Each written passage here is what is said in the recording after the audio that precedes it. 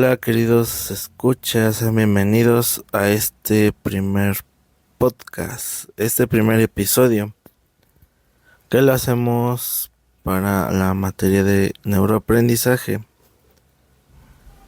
El día de hoy escogimos para este primer capítulo el poder de las emociones en el aprendizaje. Este tema me pareció muy interesante porque nos explica cómo se relaciona las emociones y el aprendizaje. Porque a veces cuando estamos tranquilos y bien, porque es que aprendemos mejor que en esas ocasiones en que estamos estresados, malhumorados o indispuestos a hacer las actividades. Entonces damos inicio a estos minutos de charla sobre este tema que me pareció muy interesante para charlar y compartir. Igual, si tienen alguna experiencia, pueden comentarlo acá abajo en la cajita de los comentarios y reforzar todo el aprendizaje con las experiencias que ustedes aporten a este primer capítulo. Y comenzamos. Ok, entonces iniciamos. Quiero tocar como primer punto las emociones positivas y las emociones negativas. Inicio con comentar que las emociones positivas son aquellas emociones gratas para nosotros que experimentamos al hacer nuestras actividades favoritas, al recibir una sorpresa que nos agrada, al visitar lugares, al hacer las actividades que nos relajan o que nos llevan a sentirnos tranquilos, en paz. Y esas emociones son la felicidad, la motivación. Igual nos sentimos muy motivados a hacer cosas que nos gustan. Entonces eso hace que lo hagamos de la mejor manera, incluso de una manera en la que nosotros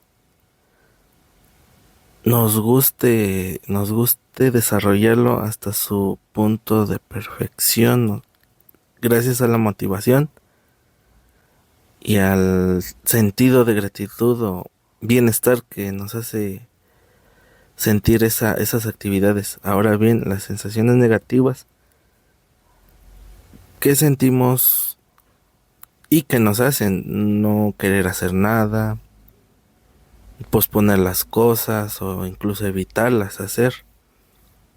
Y esas emociones se vinculan con la tristeza, se vinculan con el aburrimiento, que dichas ellas son parte de nosotros, pero vienen a niveles neurológicos, que ahorita vamos a tocar el punto de dónde surgen estas emociones negativas y positivas, y tienen su porqué desde nuestro desarrollo humano, nuestros ancestros vienen aquellos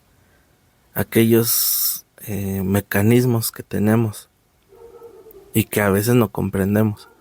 Entonces podemos ver que a nivel cerebral tenemos muchas composiciones químicas que ordenan nuestro cerebro y influyen en nuestros comportamientos, incluso de lo corporal,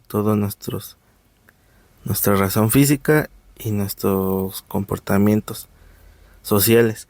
Entonces tenemos como primer punto la glándula pituitaria del hipotálamo, que esa glándula es la que nos regula la temperatura corporal, la ingesta de alimentos, la ingesta de líquidos y nuestra conducta de reproducción.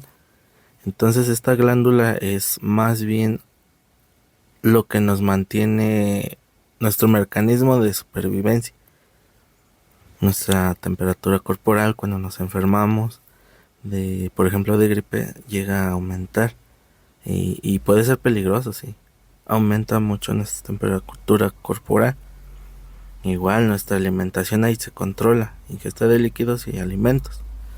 Y nuestra manera de perseverar en este mundo y dejar nuestra descendencia es mediante la reproducción, que ahí también se genera en la glándula pituitaria.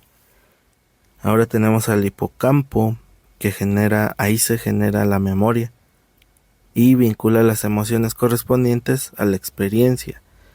O sea, que ahí se guardan todos los recuerdos, tanto recuerdos que nos llenan de felicidad, como los recuerdos que no fueron recuerdos gratos, sino experiencias que nos marcaron, que son negativas, pero de ahí aprendemos porque fue, e incluso lo sobrepensamos mucho, porque pasa, porque fue, qué es lo que hicimos mal.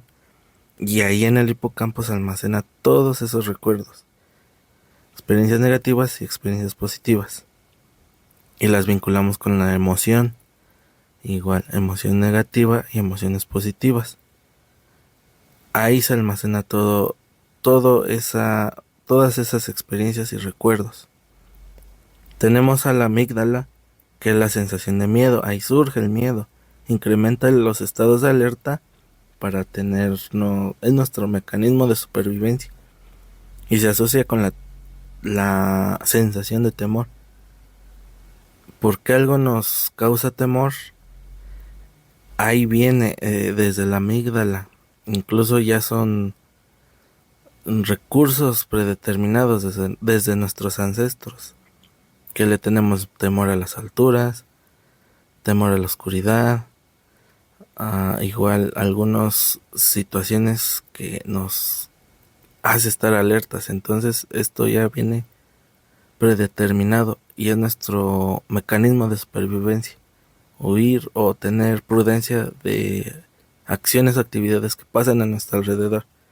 Y la corteza orbifrontal se relaciona con la toma de decisiones mediante pensamiento crítico. Ahí pensamos qué posibilidades va a haber. Si hago esto, ¿qué puede pasar? Si no lo hago, ¿qué puede pasar? Entonces ahí viene nuestra toma de decisiones. ¿Cómo puedo o qué decisión debo de tomar que sea la más viable, más certera? Ahora, todo eso se toma en cuenta a la hora de llevar a cabo nuestra labor docente.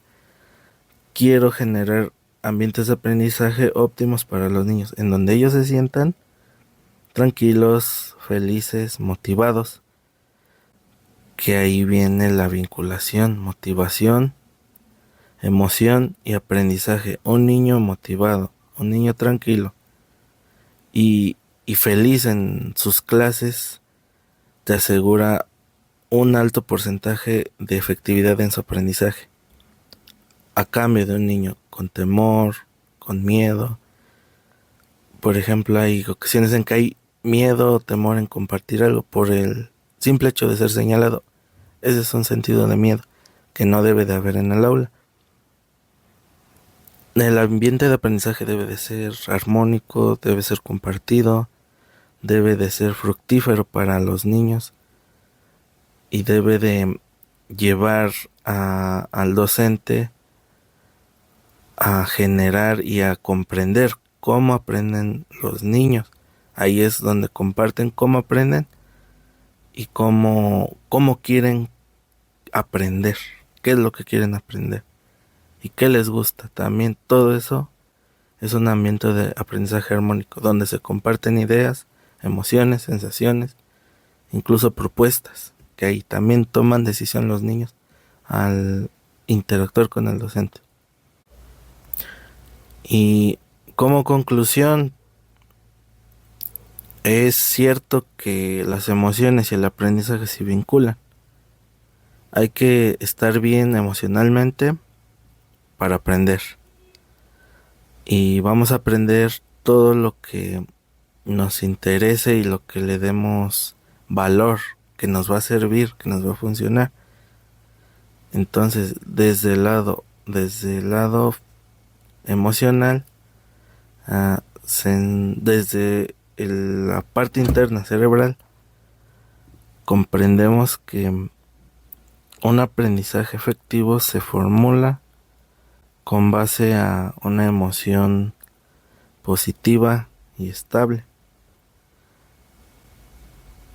desde lo neurológico hasta lo social, las interacciones y nuestra forma de percibir y nuestro estado de ánimo. Hay que tener conciencia de lo que sentimos, pensamos y decimos. Y así podemos generar un ambiente de aprendizaje, podemos aprender de manera efectiva. Y ya como punto final, invitar a todos los oyentes a compartir sus experiencias en el aula, todos los compañeros docentes. E igual, si hay preguntas para poder nutrir, fortificar este podcast, sean bienvenidas. Y este es el final de nuestro primer capítulo. Agradeciendo a todos los escuchas por su atención y nos vemos hasta la próxima.